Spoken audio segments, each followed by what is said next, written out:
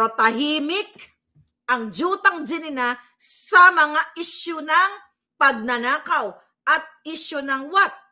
Okay? Isyu ng pangbabalahura ni Lisa Marcos. Pag ito target mo, Risa, virus. Pag ang target mo, si Kibuloy, si Pastor, na dapat si Pastor ay knockdown natin. Ito, ginahasa si ganito, ganyan. Tututo ka sa ganyan. Sino ang naghahasa ng pera ng bayan? Sino ang involved sa smuggling? Sino ang involved sa pulburon? Si Marcos Jr., si Lisa Ahas, si Tambaloslos. Yan ang focus natin. Hindi tayo Ito nga mga kababayan, bago natin ituloy ang video na ito, kung bago ka lang sa aking YouTube channel baka pwede makahingi ng like at subscribe at click mo na rin ang notification bell para updated ka sa aking nilalabas na bagong video. Salamat po. Yang buwaka ng inang virus, okay? Na yan, na anti-Marcos yan, bata pa lang, sinapupunan pa lang ng nanay niya, anti-Marcos na yan. Pero tahimik ang Jutang Jenina sa mga isyu ng pagnanakaw at isyu ng what? Okay? Isyu ng pangbabalahura ni Lisa Marcos. Kasi yung committee na yan, ng hearing dyan kahapon at mga nakaraan pa, Committee on Women, Children, Family Relations, and Gender Equality. Ang pinaglalaban niya doon na binoprotektahan daw niya yung mga kinaray-karay niyang mga testigo na again, ang may author niyan, ang gobyernong ito.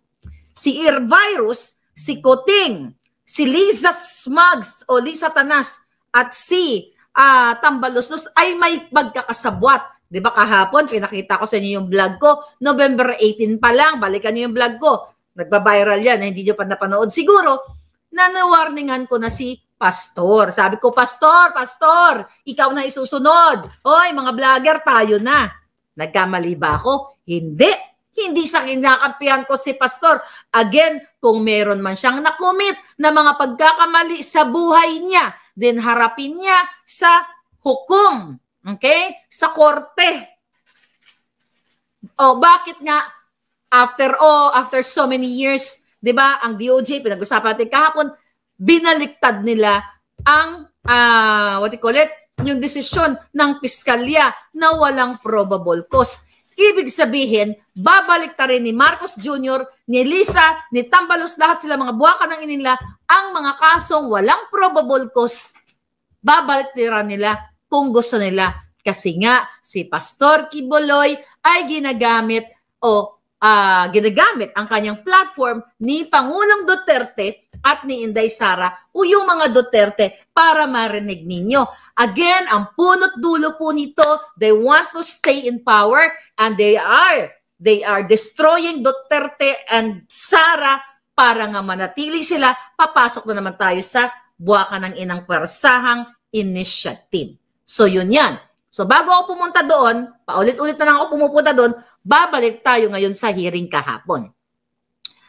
Ang mga palangga na KOJC members, nakita nyo, bumabaha sila doon. Talagang makikita mo, they stayed more than 30 minutes, hours, and hours. At hindi po yan ang karakter ng mga bayaran.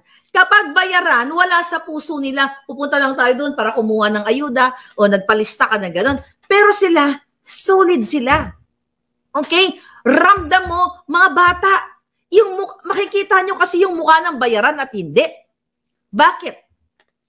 Nakita ko yun nung ako'y nag-aaral sa universidad dyan sa Maynila na kung saan ang itsura ng mga bayaran, mga out-of-school youth, na mga nire-recruit. Kasi ako ay once nung ako ay na-recruit din ng mga makakaliwang grupo nung ako ay nasa universidad. 'Di ba? Sa University Belt. Nakwento ko na yan sa inyo na yun na, nag-enjoy lang ako. Ang ano nun, si Ramos, 'di ba? Ang sigaw na nga namin. Ano ba yung sigaw namin noon na tinuro sa amin? Fidel Ramos, tuta ng kano. Ganun pa rin yung sigaw nila. At General, sabi, General Ramos, tuta ng kano, tuta ng kano. So yung mga sinisigaw namin, paikot-ikot kami doon, paggulong-gulong kami doon sa Plaza Miranda at kung saan kami dalhin, di ba? Pero nung gusto na namin kumalas, kaming magkaibigan, Ayaw kaming pakalasin. Para hindi kulto eh. Di ba? Sindikato, ayaw nila kaming pakalasin. Buti na lang, magaling kami umacting. Kunyari, naihi or something yung ginawa namin, kaya nakalayas kami. So, alam ko kung paano ikumpara ang organic, ang authentic na mga nagrarally or nag-voice out doon sa mga bayaran. Ngayon, Ontiveros. Okay? Kinaray-karay mo at may bago ka na namang witness na tungkol na naman sa perang inilustay na pinafund daw itong, di ba, may nagsalta din from Canada. Actually, hindi ko pinanood ng buo. Binasa ko lang yung news. Kasi time wasting. Okay? Pero yung nabasa ko na may mga lumabas na naman na testigo na nagbigay daw kay Pastor Kibuloy ng pera na ganito, ganyan, ginagastusan yung kanyang mga kapretsyo sa buhay, yung lifestyle niya. Alright?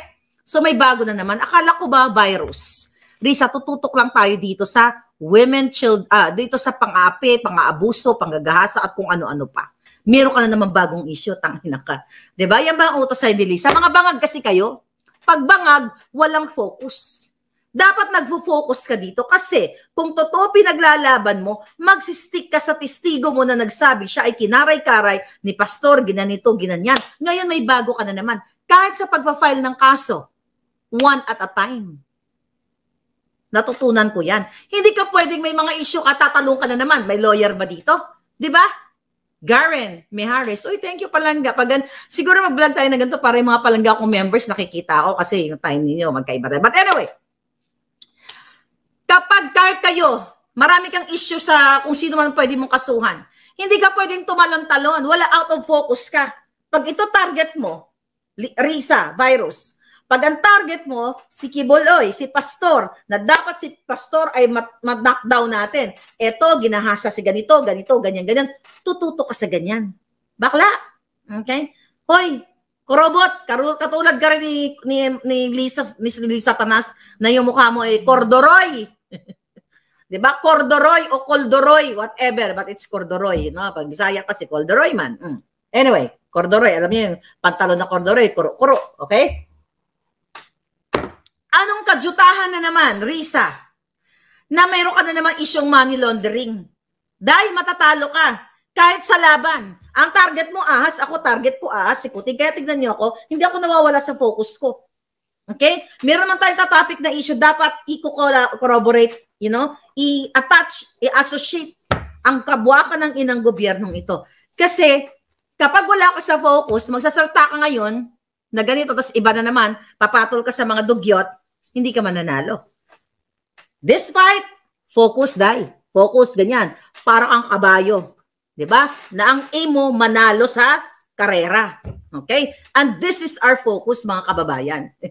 Si Christy natawa. Yeah. Focus natin, sino ang kalaban? Sino ang naglagahasa ng pera ng bayan?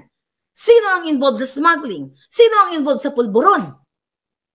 Si Marcos Jr., si Lisa Ahas, si Tambaloslos. Yan ang focus natin. Hindi tayo tatawag kakatulad kay Risa na tatalon, money laundering na issue niya. O kumusta naman yung kinaray mo? So mawawala ka until file another case. Diba? Rape yung una, plus money laundering. So ngayon, ito sabi niya, pero good thing si Robin Hood Padilla ay inopose na gusto niyang i-contempt si Pastor Kibuloy. Okay? Inopose ni, ano sabi niya dito? Ito. Basahin natin muna sa balita. Okay. Senator 6 arrest warrant versus Kibuloy, March 6. Okay? Yun na nga. Anong sabi ni dito? Hindi natin basahin yung ito. Kibuloy, okay? A Kingdom of Jesus Christ pastor is a scammer daw who duped his former followers to finance his lavish lifestyle. Okay? So coming yan kay Ontiveros. Okay? During the Senate Women and Gender Committee's fourth hearing, pang-apat na pala, Ontiveros cited Kibuloy in contempt and asked Senate President Zubiri to order his arrest. So diniktahan niya si Zubiri, but I don't think Zubiri ay sasama sa kanyang pagdidikta dahil masarili siguro paninindigan niyang lolo mo. Sabi dito ni Virus, if we allow witness of the Senate to simply claim that appearing before a committee would violate his or her constitutional right to be presumed innocent and his or her right against self-incrimination, this committee will be powerless in launching investigations. Di ba? Kung aalaw daw ang witness na skip itong mga hearing na ito, ay wala daw silang magiging power sa ng investigasyon. Tangay na, hindi ka ba pa-powerful sa ginagawa mo? Ang sabi nga ni Pastor, kasuhan niyo siya sa korte at sasagutin niya. Di ba yan nga ginawa ni yung isang bulati na lang ng matabang bulati hindi pumipirma. Si Remulla, yan. Matabang bulati. Pag pumirma na ang matambang bulati kay Remulla, tapos na rin yung hayop na yan. Sana lahat ng bulati pumirma sa mga yawa, ano? Nancy Solomon Trinidad, na kasing ganda ko. How are you?